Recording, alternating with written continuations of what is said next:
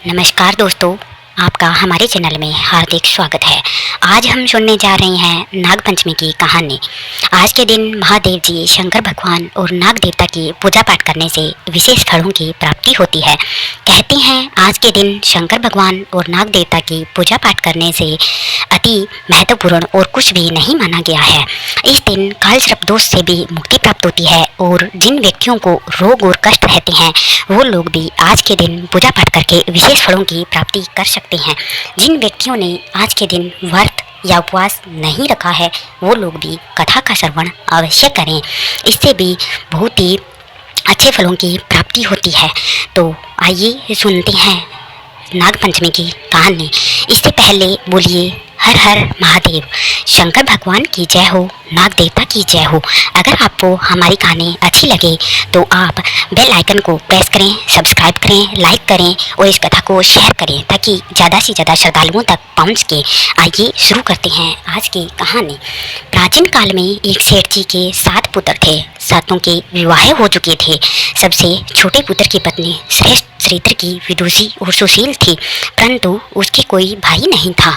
एक दिन बड़ी बहू ने घर लिपने को पीली मिट्टी लाने के लिए सभी बहुओं को साथ चलने को कहा, तो सभी दंतिया और खुरपी लेकर मिट्टी खोदने लगी।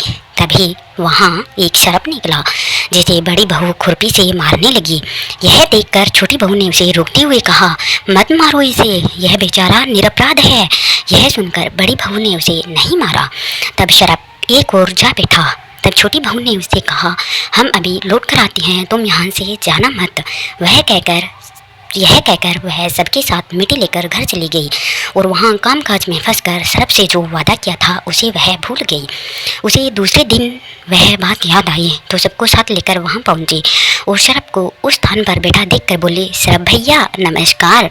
सर्प ने कहा, तुम भैया कह चुकी है इसलिए तुझे छोड़ देता हूँ, नहीं तो झूठी बात कहने के कारण तुझे अभी डस लेता। वह बोली, भैया मुझसे भूल हो गई, उसकी क्षमा मांगती हूँ। तब सर्प बोला, अच्छा तू आज से मेरी बहन हुई और मैं तेरा भाई हुआ, तुझे जो मांगना हो मांग ले। वह बोली, भैया मेरा कोई नहीं है, अच्छा हुआ जो तू मेरा भाई बन गया। कुछ दिन व्यतीत होने पर वह सर्प मनुष्य का रूप रखकर उसके घर आया और बोला कि मेरी बहन को भेज दो। सबने कहा कि इसके तो कोई भाई नहीं था, तो वह बोला, मैं दूर के रिश्ते में इसका भाई हूँ, बचपन में ही बाहर चला गया था। उसके विश्वास दिलाने पर घर के लोगों ने छोटी को उसके साथ भेज दिया। उसने मार्ग में बताया कि मैं वही सर्प हूँ, इसलिए तू डरना नहीं और जहाँ चलने में कठिनाई हो वहाँ मेरी पूंछ पकड़ लेना। उसने कही अनुसार ही किया और इस प्रकार वह उसके घर पहुँच गई। वहाँ के धन ऐश्वर्य को देखकर वह आश्चर्यचकित हो गई।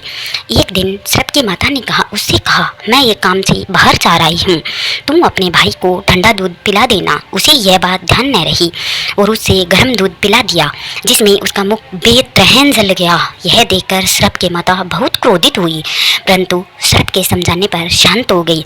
तब सर्प ने कहा कि बहन को अब उसके घर भेज देना चाहिए।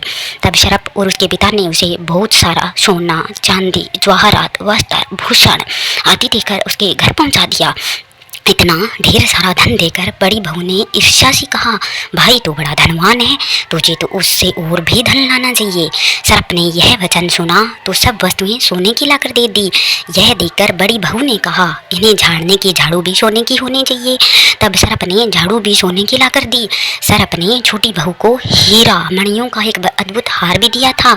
उसकी प्रशंसा उस देश की रानी ने भी सुनी और वहाँ से राजा से बोली कि सेठ की बहू का हार यहाँ आना चाहिए, छोटी बहू का हार तो यहाँ आना चाहिए। राजा ने मंत्री को हुक्म दिया कि उससे वह हार लेकर शीघ्र उपस्थित हो। मंत्री ने सेठ जी से जाकर कहा कि महारानी जी छोटी बहू का हार पहनेंगी, छोटी बहू का हार पहनेंगी, वह उससे लेकर मुझे दे दो। सेठ जी ने डर के कारण छोटी बहू से हार मंगाकर दे दिया। छोटी बहू को यह बात बहुत बुरी लगी। उसने अपने सर्प भाई को याद किया और आने पर प्रार्थना की, भैया रानी ने हार छीन लिया है, तुम कुछ ऐसा करो कि जब वह हार उसके गले में रहे तब तक के लिए सर्प बन जाए और जब वह मुझे लौटा दे तब हीरा और मणियों का हो जाए। सर्प ने ठीक वैसा ही किया। जैसे ही रानी ने हार पहना वैसे ही वह सर्प का बन गया। यह देखकर रानी चीख पड़ी और रोने लगी। यह देखकर राजा ने सेठ के पास खबर भेजी कि छोटी बहू को तुरंत भेजो। सेठ जी डर गए कि राजा न जाने क्या करेगा। वे स्वयं छोटी बहू को साथ लेकर उपस्थित हुए। राजा ने छोटी बहू से पूछा, तूने क्या जादू किया है, मैं तुझे दंड दूंगा।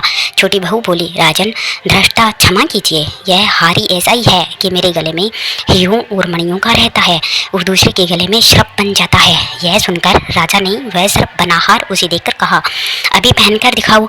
छोटी बहू ने जैसे ही उसे पहना वैसे ही हीरों मणियों का हो गया। यह देखकर राजा को उसकी बात का विश्वास हो गया। उसने प्रसन्न होकर उसे बहुत सी मुद्राएं भी पुरस्कार में दी। छोटी बहू वह अपने हार और इन सहित घर लौट आई। उसके धन को देखकर बड़ी बहू ने ईर्ष्या के कारण उसके पति को सिखाया कि छोटी बहू के पास कहाँ से धन आया है। यह सुनकर उसके पति ने अपनी पत्नी को बुलाकर कहा, ठीक ठीक बता कि यह धन तुझे कौन देता है। तब वह सर्प को याद करने लगी। तब उसी समय सर्प ने प्रकट होकर कहा, यदि मेरी धर्म बहन के आचरण पर श्रद्धेय प्रकट करेगा तो मैं उसे खा लूँगा।